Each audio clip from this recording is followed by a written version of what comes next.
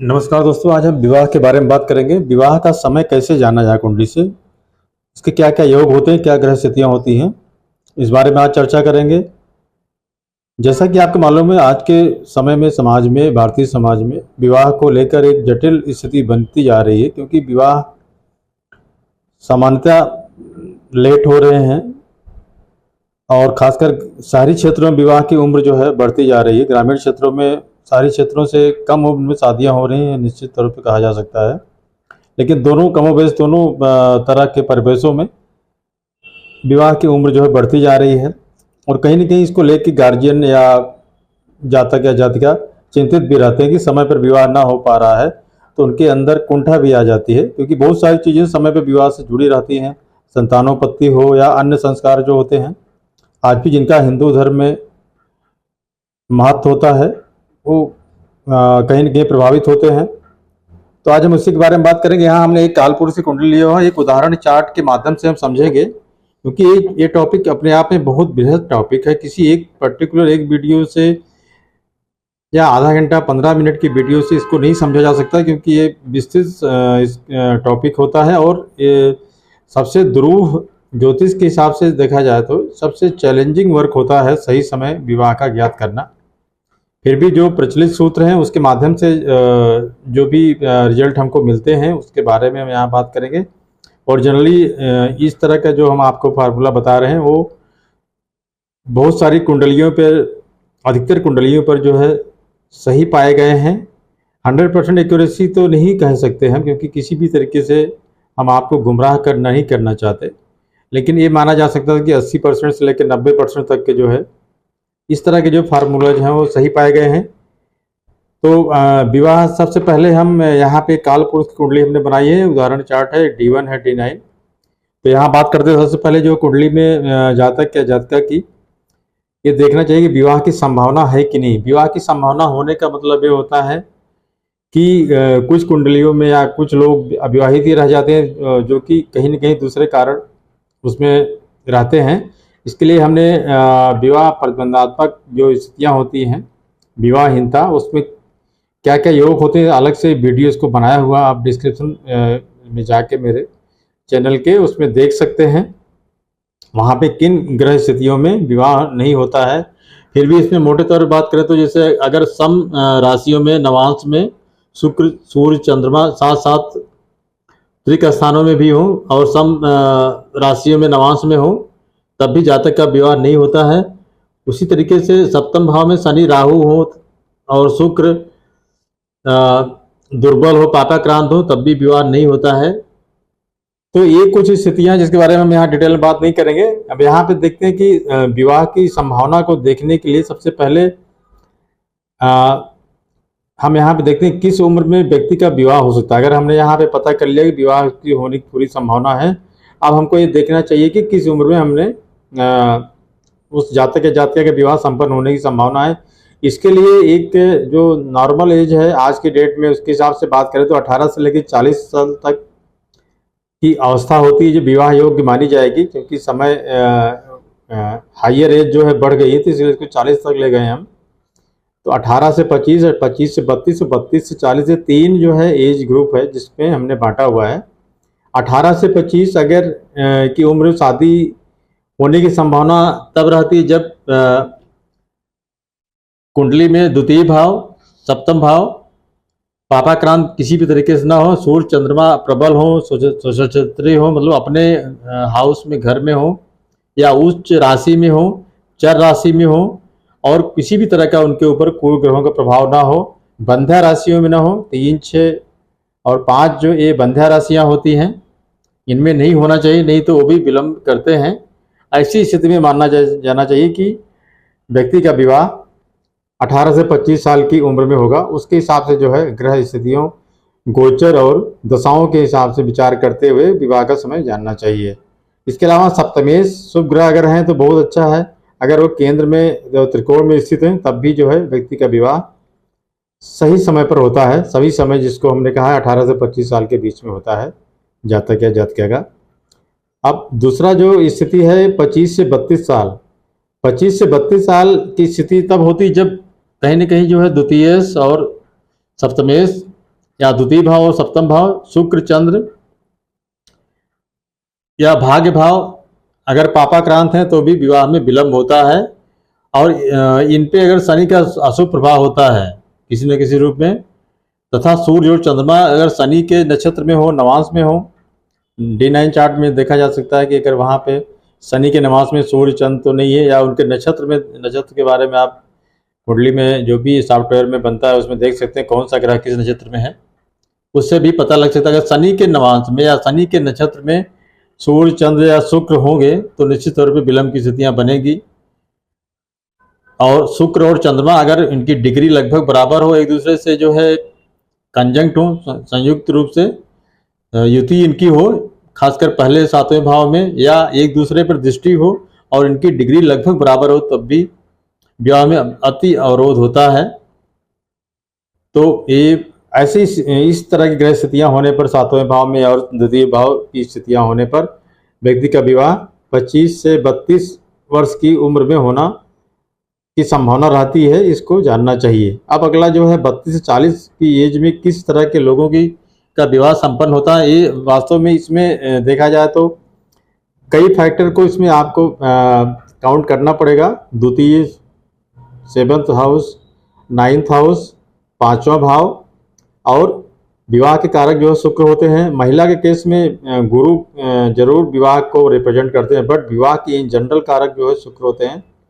भाग्य भाव भी बहुत महत्वपूर्ण रोल प्ले करता है, क्योंकि समय पर किसी भी चीज का संपन्न होना व्यक्ति को भाग्यशाली बनाता है। अगर पापाक्रांत है 9वां भाव या नवेश जो भी है, तब भी जो है विवाह में विलंब होगा। 7वां और दूसरा घर जो होता है, बकरी प्रभाव इस पर नहीं होना चाहिए। 7वें घर में पाप ग्रहों की संख्या ज़्यादा होने पर भी विवाहहीनता की स्थिति निर्मित होती है। जैसा हमने बताया कि 3, 6 और 5 नंबर जो राशियां होती हैं, इसमें सूर्य, शुक्र, चंद्र नहीं होने चाहिए। इसके अलावा शनि का जो नक्षत्र होता है उसमें पुष्य नक्षत्र में शनि अगर होते हैं तो वहाँ पे भी विवाह को अति विलंब करते हैं। हो शनि अगर चंद्र की राशि कर्क में है तब भी विवाह में अति विलंब होता है। कुल मिला के जो है, जो तीसरी कैटेगरी हमने बताया 32 से 40, इसमें आपको बहुत सारे जो भी इशू होते हैं। अगर ज़्यादा अफ्लिक्शन है, बीच वाले जो 25 से 32 है, उससे ज़्यादा अगर अफ्लिक्शन मिलता है डिटेल में देखने पर, तो मानना जाना चाहिए कि विवाह जो है 32 से 40 की उम्र में होगा। अब यहाँ पे जो है कौन कौन से भाव विवाह के लिए ज़्यादा महत्वपूर्ण होते हैं, तो इसमें लग्न को देखना चाहिए। लग्न क्योंकि हम हैं, खुद हमारा व्यक्तित्व है, जो भी हम हैं, हमारे के साथ में जो भी चीज घटनाएं घटित होंगी तो कहीं ना कहीं लग्न प्रभावित होता है। तो लग्न को तो लेके चलना पड़ेगा कि कहीं ना कहीं विवाह का इससे भी असर पड़ता है। इसी तरीके से दूसरा भाव है हमारे कुटुंब का, परिवार का भाव होता है।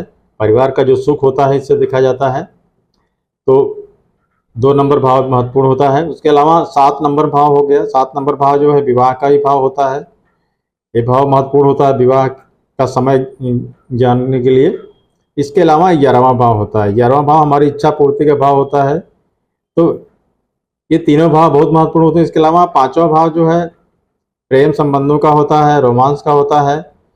9वां भाव भाग्य का होता है, तो ये दोनों भाव भी महत्वपूर्ण होते हैं। इसके अलावा 4था भाव जो सुख का भाव होता है, तो सुख का भाव से भी, इस भाव से भी विवाह का विचार किया जाता है।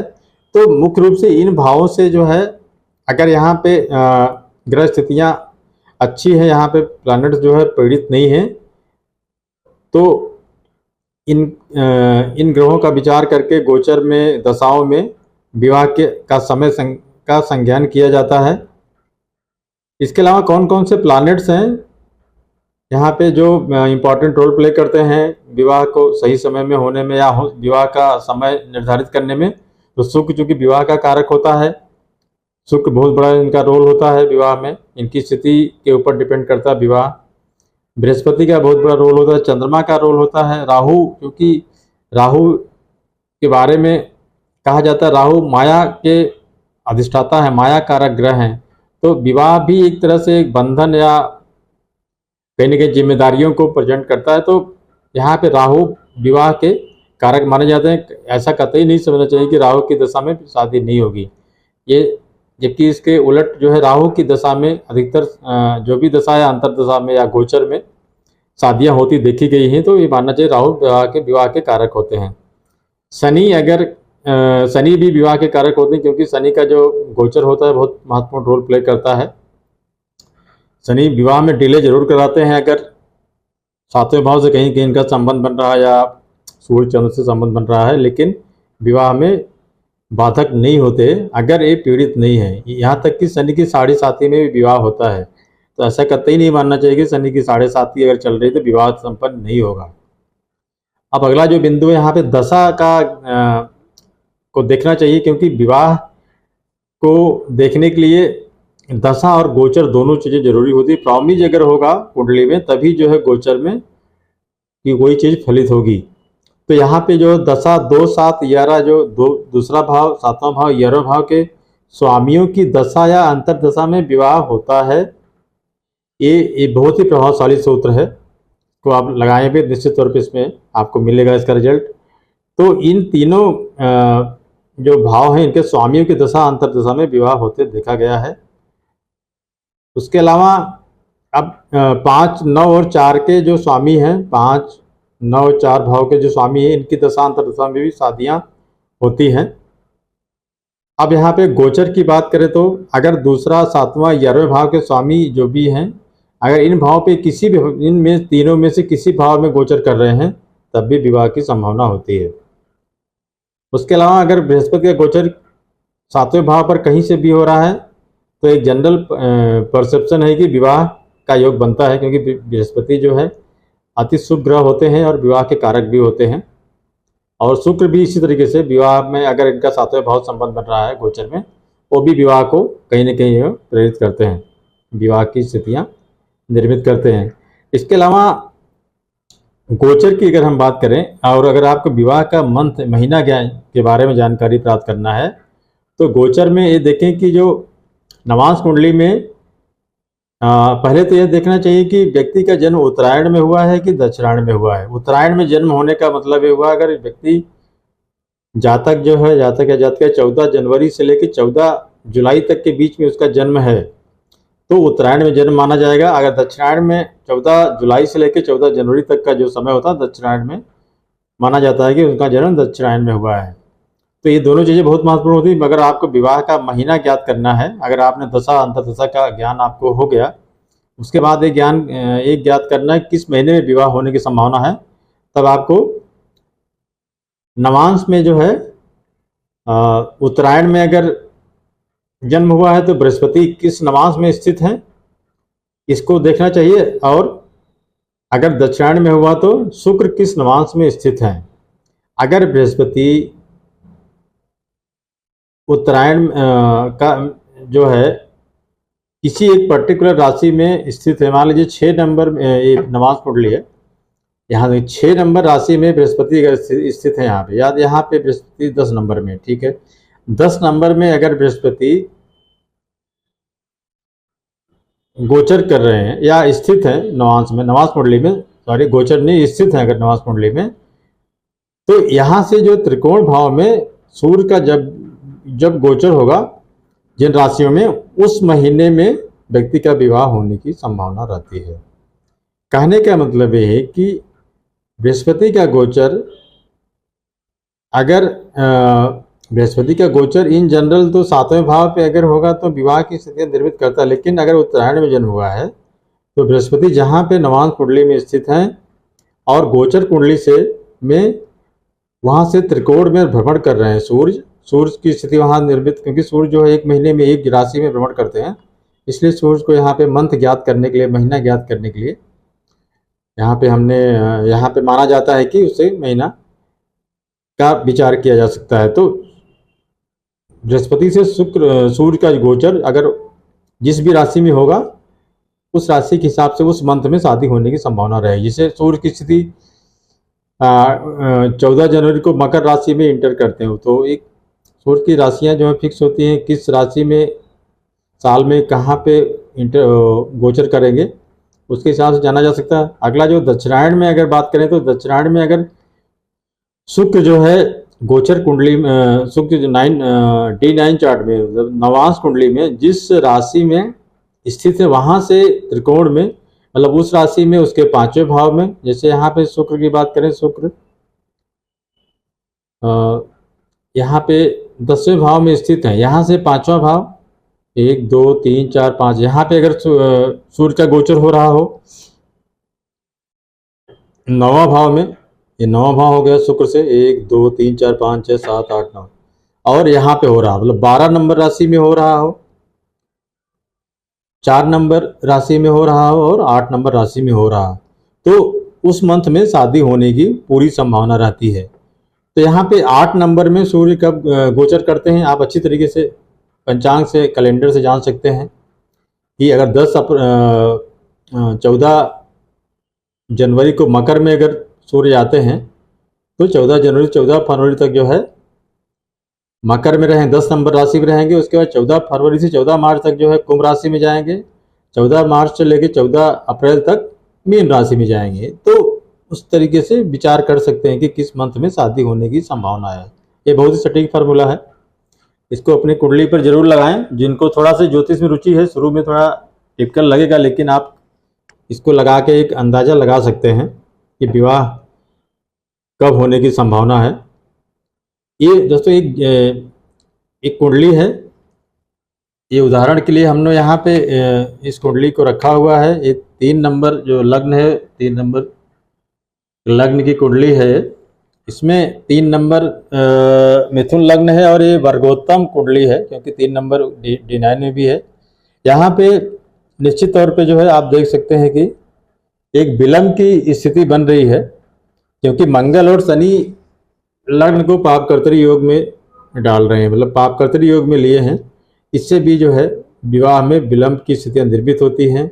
उसके अलावा सूर्य और इसमें ये भी देखना चाहिए कि जो है बंध्या राशियों में मंगल और शनि, बंध्या राशि जो 6 नंबर की राशि है बंध्या राशि में है, तो लेट मैरिज होने के योग बन रहे हैं इसमें जो है। तो लेट होने का मैरिज का योग का मतलब है 25 से 32 साल पहला जो है। उसके अलावा दूसरा स्थिति है इसमें 25 से 32 साल में शादी होने की संभावना, क्योंकि इतना ज़्यादा अफ्लिक्शन नहीं है 7वां घर में या विवाह के घर में, जिससे कि ये कहा जा सके कि बहुत ज़्यादा विलंब होने की संभावना है। तो यहाँ पे अब हमको ऐसी स्थिति में बृहस्पति का गोचर भी देखना है। बृहस्पति का गोचर क्या 7वें भाव पे पड़ रहा है क्या। अगर 7वें भाव में बृहस्पति का गोचर है तो विवाह की संभावना बनती है उस महीने में, या बृहस्पति जहाँ पे गोचर कर रहे हैं जब तक उस राशि में रहेंगे उस साल में शादी होने की संभावना बनती है। अब यहाँ पे बृहस्पति गोचर की हमने बात किया। अब दशा जो दशा होती है, दशा बहुत महत्वपूर्ण होती है। बिना दशा के गोचर का कोई महत्व नहीं होता। अगर दशा में प्रॉमिज है कुंडली में, आपके मेन चार्ट में उसका प्रॉमिज है और दशा वैसी चल रही है, उसके बाद अगर गोचर मिलता है तब तीनों स्थितियां अगर एक फेवरेबल स्थिति बनती है तब जाके जो है विवाह का योग बनता है। इस जातका का विवाह जो है 25 से 32 साल की उम्र में हुआ, क्योंकि इनमें लेट मैरिज का योग था और गोचर में बृहस्पति जब 7वें भाव को देख रहे थे तब इनका विवाह हुआ और दशाएं भी फेवरेबल थी, तब जाके इनका विवाह संपन्न हुआ। तो ये चूंकि ये टॉपिक अपने आप में बहुत बड़ा है और इसको अगर हम पूरी तरीके से कवर करते हैं तो बहुत लंबा समय लगेगा वीडियो में। तो उम्मीद करता हूं कि आपको मेरा ये वीडियो, एक जो बेसिक जानकारी हमने आपको दिया विवाह के समय के बारे में, आपको यूजफुल लगा होगा, अच्छा लगा होगा और आपकी निश्चित तौर पे रुचि इसमें बढ़ेगी। विवाह का समय कैसे ज्ञात करें कुंडली के माध्यम से। आप सभी का मेरा चैनल ट्रू स्टोरी देखने के लिए बहुत बहुत धन्यवाद। उम्मीद है कि अगर आपको मेरा चैनल अच्छा लगता है या मेरे वीडियो पसंद आते हैं तो मेरे चैनल को लाइक करें, सब्सक्राइब करें और उसको प्रमोट करें तथा मेरे वीडियोज़ को अधिक से अधिक देखें, उसमें कमेंट करें। सभी को बहुत बहुत धन्यवाद। नमस्कार।